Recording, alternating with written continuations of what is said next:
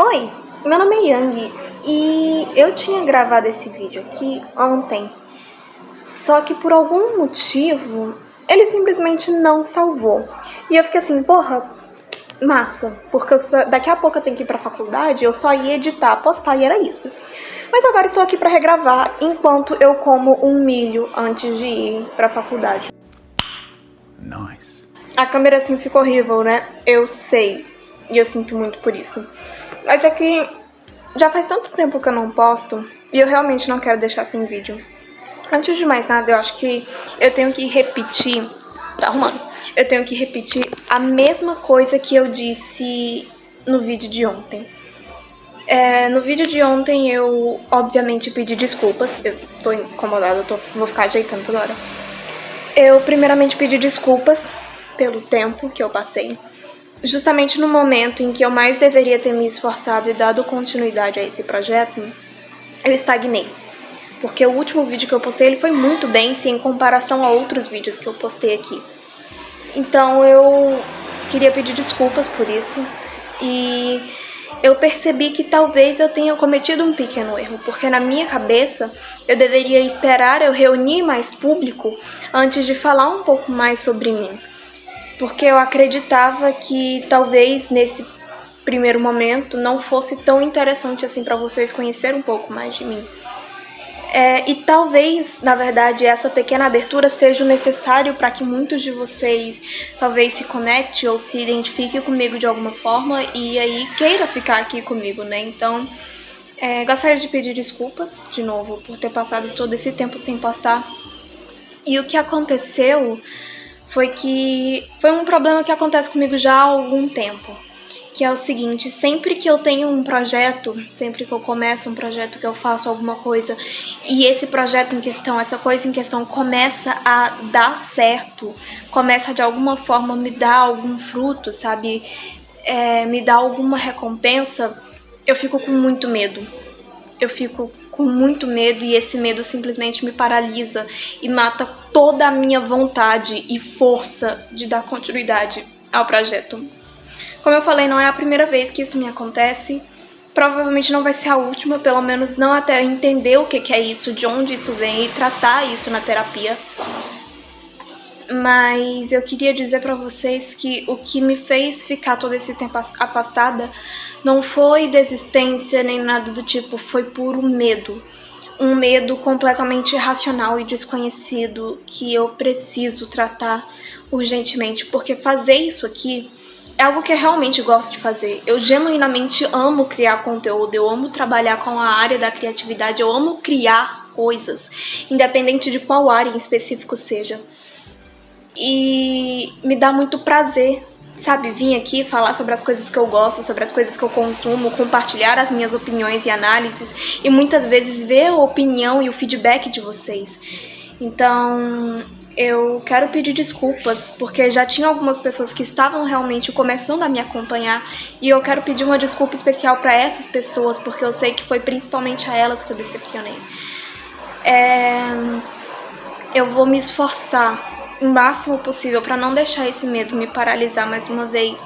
E se acontecer, eu vou me esforçar para que ele não me paralise por tanto tempo. E vou correr atrás também de entender e melhorar esse ponto meu. Mas agora, deixa eu mudar aqui de lugar. Eu achei que eu ia conseguir gravar com o celular ali e eu ficar tranquila, mas eu não vou. Eu vou pedir desculpas também já pelo barulho, mas é porque assim, se eu fechar a janela, gente, eu vou morrer de calor. Então, peço desculpas, tá? Eu assisti Shazam, Fúria dos Deuses. E, assim, quando saiu o trailer desse filme e eu fiz um vídeo explicando a origem das vilãs desse filme, eu falei que eu tava um pouco animada pra esse filme. E quando ele saiu, eu achei muito engraçado porque todos os feedbacks desse filme foram muito 8 ou 80.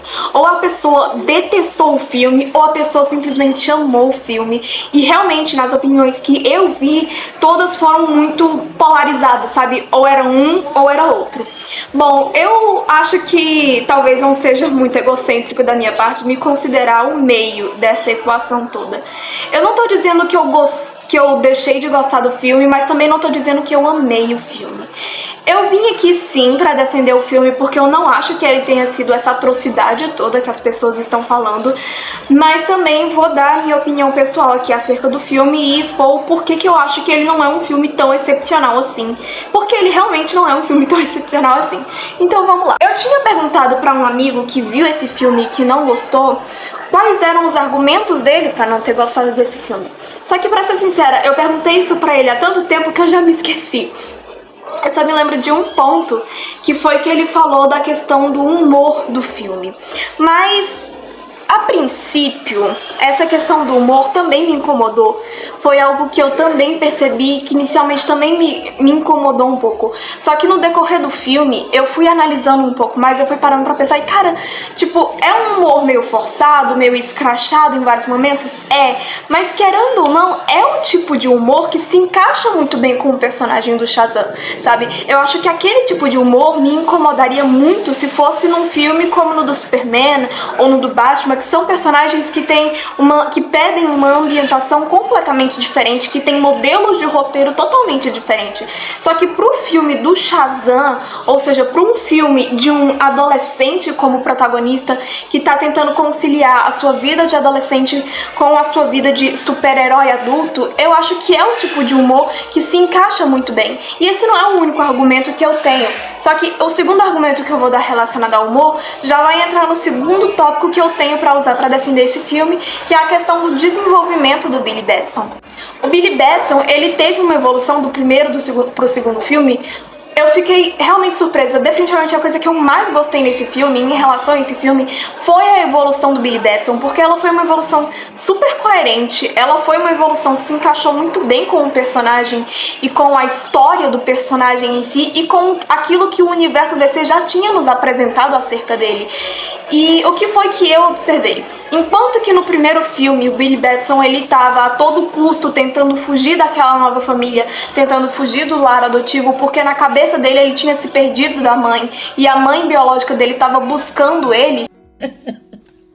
Eu tô rindo porque, cara, é cada coisa que chega a ser piada. Aqui no segundo filme, a gente já vê que o Billy aceitou essa família depois de descobrir a verdade sobre a mãe dele. Que ele aceitou, acolheu essa família e que agora o que rege o personagem não é mais a rebeldia de buscar a sua família biológica, mas sim o medo de perder a família que lhe acolheu e que lhe dá tanto amor e carinho, quanto que é a família com a qual ele vive agora, né? Que é a família dele. E justamente esse sentimento dele de muito medo de se perder novamente da família e de se ver sozinho de novo no mundo faz com que o Billy se torne uma pessoa muito apegada, muito super protetora de certa forma. Ele se torna alguém que ele abraça, né, entre aspas, é uma metáfora que eu vou usar aqui agora, ele abraça tanto os irmãos dele, ele quer tanto manter os irmãos dele perto, que ele acaba sufocando. A gente vê isso principalmente na relação dele com o Fred, que desde o primeiro filme demonstrou ser definitivamente um dos melhores amigos do Billy. Ele fica ali querendo manter o Fred tão perto, mas tão perto que ele não dá liberdade pro Fred explorar os poderes dele e ser quem ele quer ser. E isso faz com que o Fred se afaste dele. E isso é uma discussão até muito legal, porque ela pode ser enquadrada num campo da nossa vida real, que é quando, por exemplo, um exemplo que eu posso dar, quando os pais são super protetores, eles ficam tão em cima da criança e eles querem abraçar e manter tanto aquela criança perto, que a única coisa que eles conseguem fazer é dar a essa criança justamente o efeito contrário. Então, enquanto os pais acreditam que se eles ficarem em cima do filho, eles vão construir uma relação super próxima com o filho, na verdade, o que está acontecendo é que eles estão roubando toda a intimidade, toda a privacidade dessa criança, desse adolescente, fazendo com que o principal e maior desejo dessa pessoa seja se afastar o mais rápido possível do pai ou da mãe, para que ele tenha a própria individualidade, para que ele tenha as próprias vivências, as próprias experiências, para que ele tenha um espaço onde ele possa ser quem ele quer ser, onde ele possa se descobrir enquanto pessoa. Para de ser doida! E isso é o que acontece dentro do filme. O Billy, ele quer prender tanto a família. Ele quer tanto manter todos eles ali perto e junto deles a todo custo. O pai e a mãe nem tanto, mas é mais os irmãos mesmo. Ele quer manter todos eles ali tão junto, tão perto dele, que ele sufoca todos eles e não dá espaço para que eles vivam a própria vida, explorem os seus poderes, porque querendo ou não, eles ainda são seres individuais em si, que têm os seus poderes, que têm as suas experiências, têm as suas vivências e querem viver elas, eles querem explorar, especialmente o Fred, porque o Fred ele tem uma condição e quando ele assume a sua forma poderosa, né, a sua forma ali de Shazam, ele se vê livre disso e aí ele pode viver e explorar o mundo de uma forma que ele nunca explorou. Ao mesmo tempo em que isso dá pro personagem um desenvolvimento incrível. O desenvolvimento do Billy Batson é definitivamente um dos melhores desenvolvimentos que eu já vi até agora dentro do universo DC e eu fiquei muito satisfeita com isso.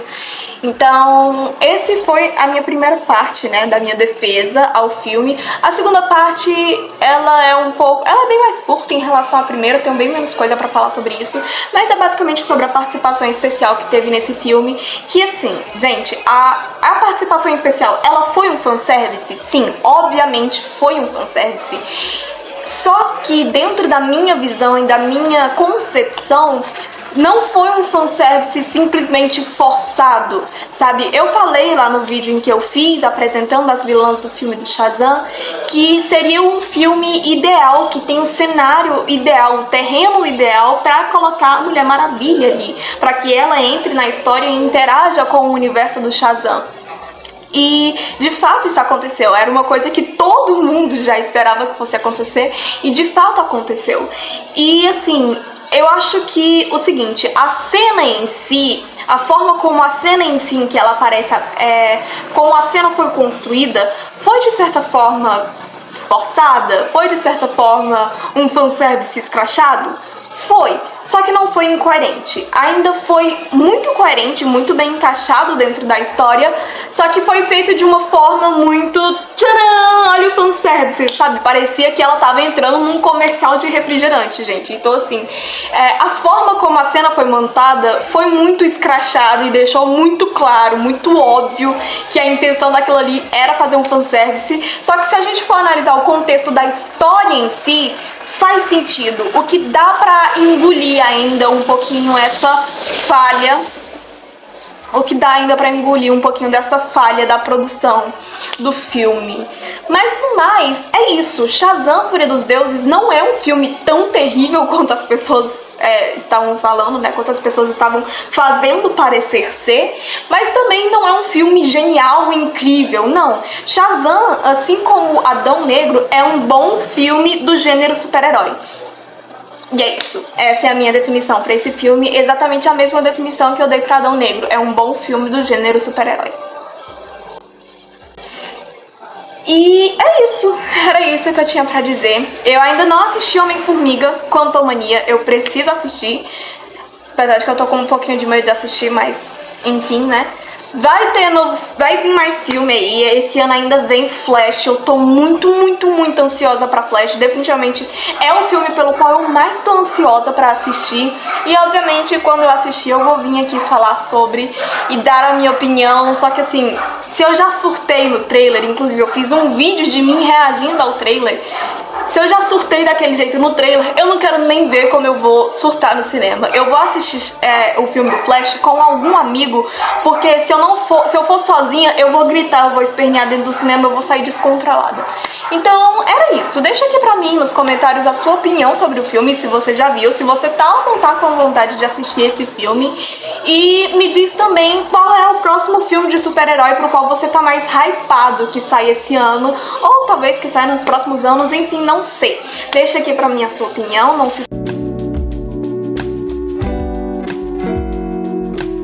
Não se esqueça de curtir, compartilhar e se inscrever pra me ajudar, especialmente agora, porque nesse pequeno período em que o meu medo me paralisou, este pequeno canal que estava começando a ter alguma relevância, perdeu toda a sua relevância. Então faz isso aí pra me ajudar. E é isso. Muito obrigada por ter assistido até aqui. Muito obrigada por continuar comigo. E me esperem.